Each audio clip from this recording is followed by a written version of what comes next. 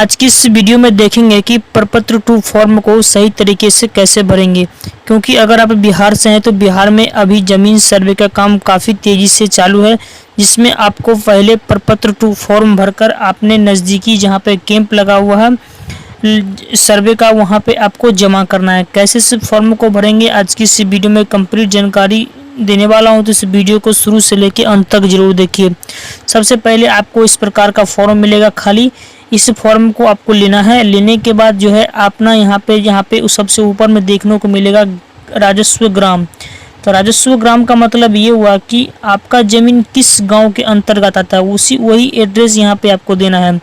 अगर आपका पता कहीं और है और ज़मीन कहीं और है तो आप जहाँ रहते हैं वहाँ का एड्रेस नहीं देना। आपका ज़मीन जिस गांव के अंतर्गत आता है, जिस राजस्व ग्राम के अंतर्गत आता है, उसका नाम यहाँ पे देना है, उस ग्राम का नाम देना है। उसके बाद थाना नंबर देना है, जो आपके रसीद जमाबंदी या फिर आपके खतियान में जमाबंदी जो थाना नंबर होता है वो थाना नंबर को यहाँ पर से लेना है और यहाँ पर दे करके आपको लिख देना है। अगर आपको नहीं पता है तो आप नज़दीकी अमीन से पूछ सकते हैं कि आपके ज़मीन का थाना नंबर क्या है। उसके साथ ही यहाँ पे बता दूं कि हल्का नंबर के बारे में। तो हल्का नंबर अगर आपको पता नहीं है तो आप अपने जो सरकारी अमीन है आपकी पंचायत में उनसे ही पूछ सकते हैं और हल्का नंबर दे सकते हैं। अगर नहीं पता है तो इसको छोड़ सकते हैं, उतना ज़रूरी नहीं है। उसके बाद जो है आपको नीचे वाले कॉलम में देखने को मिलेगा पुलिस थाना। पुलिस थाना का मतलब है कि जहाँ आप लोग केस फौजदारी करते हैं उसी को बोलते हैं पुलिस थाना। तो वो पुलिस थाना आपका कहाँ है वो आपको इसमें देना है, यानी इस ज़मीन का जो है, इस ज़मीन का जो पुलिस थाना कहाँ पड़ता है वो देना है आपको, ना कि अपना देना है। उसके साथ ही अंचल, आपका जो ज़मीन है वो किस अंचल के अंतर्गत आता है वो आपको इसमें देना है। उसके साथ ही यहाँ पे आपको जिला देना है। तो जिला आपका जो है किस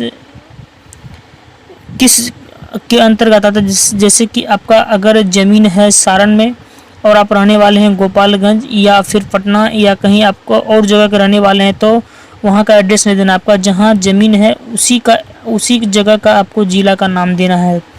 उसके बाद नीचे वाले कॉलम में आपको देखने को मिलेगा यहाँ पे कि रैयत का नाम, गौर से यहाँ पढ़िए, रैयत का नाम, सहिस्सेदारी का नाम एवं अंश अगर कोई हो तो सहित एवं पिता का नाम। यहाँ बता दूँ कि अगर आप एग्जाम्पल में अगर आप 3 भाई हैं तो आपको इसमें तीनों भाई का नाम दर्शाना है। कैसे दर्शाना है वो पहले समझ लीजिए।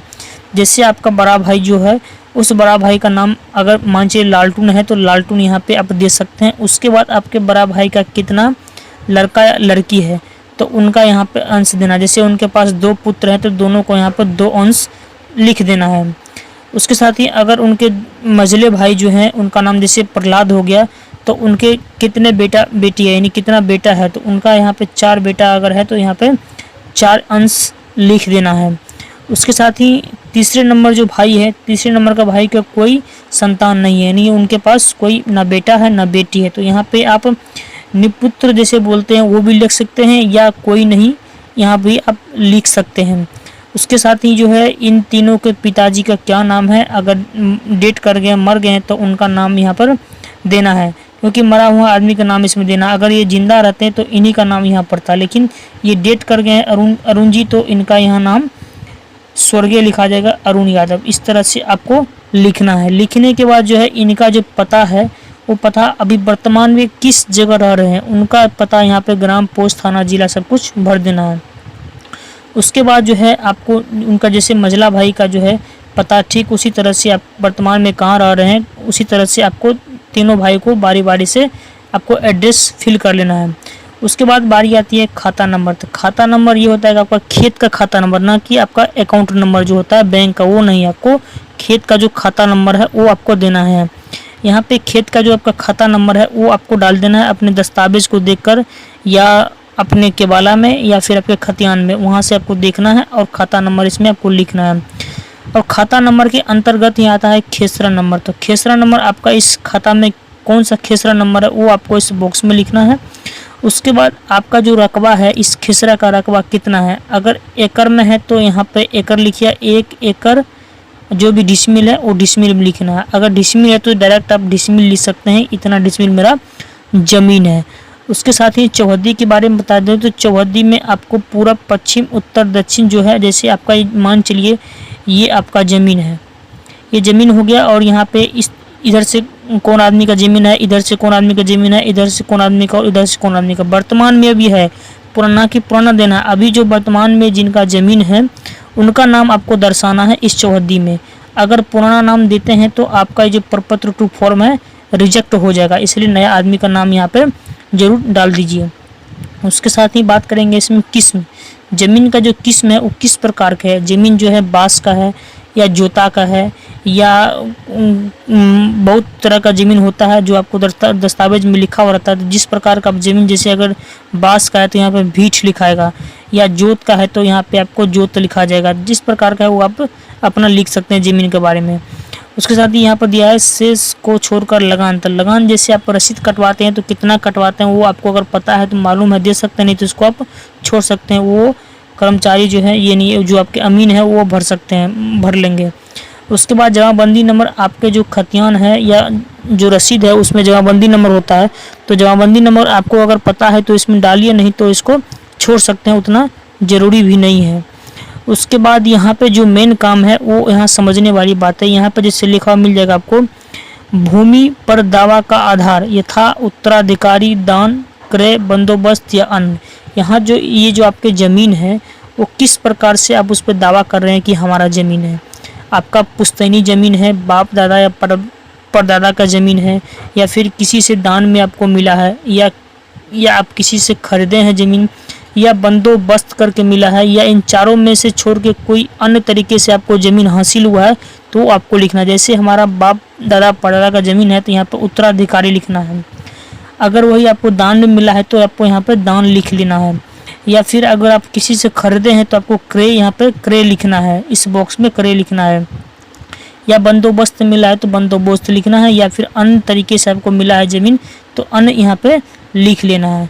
उसके बाद जो है यहाँ पे आपको देखने को मिलेगा अव्यक्ति अगर हो कोई तो यहाँ पे इसको छोड़ सकते हैं, इस कॉलम को भरना ज़रूरी नहीं है। उसके बाद बता दूं कि इतना सारा कुछ भरने के बाद जो नीचे में आपको देखने को मिलेगा यहाँ पर स्थान, तो स्थान जहाँ पे आपका ज़मीन है उस स्थान का नाम देना है। जिस डेट को आप इस फॉर्म को भर रहे हैं वो डेट आपको यहाँ से फिल कर लेना है।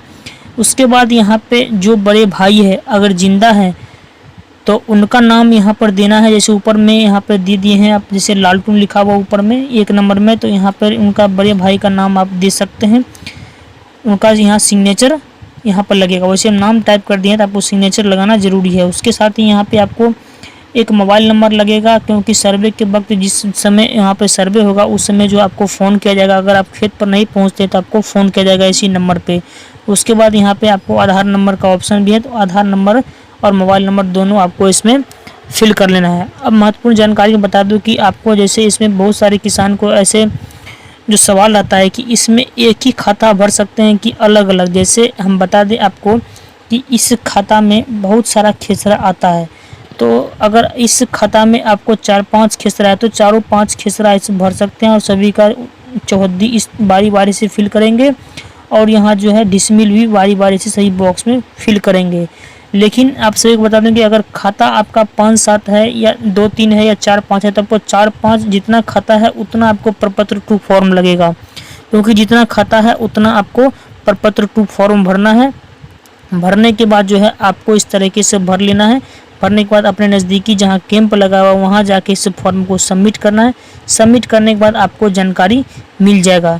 तो कैसी लगी हमारी जानकारी कमेंट बॉक्स के माध्यम से ज़रूर बताना। वीडियो अगर अच्छा लगा हो तो वीडियो को लाइक करके चैनल को सब्सक्राइब कर दे और वीडियो को ज़्यादा से ज़्यादा शेयर करें। मिलते हैं किसी नेक्स्ट वीडियो में।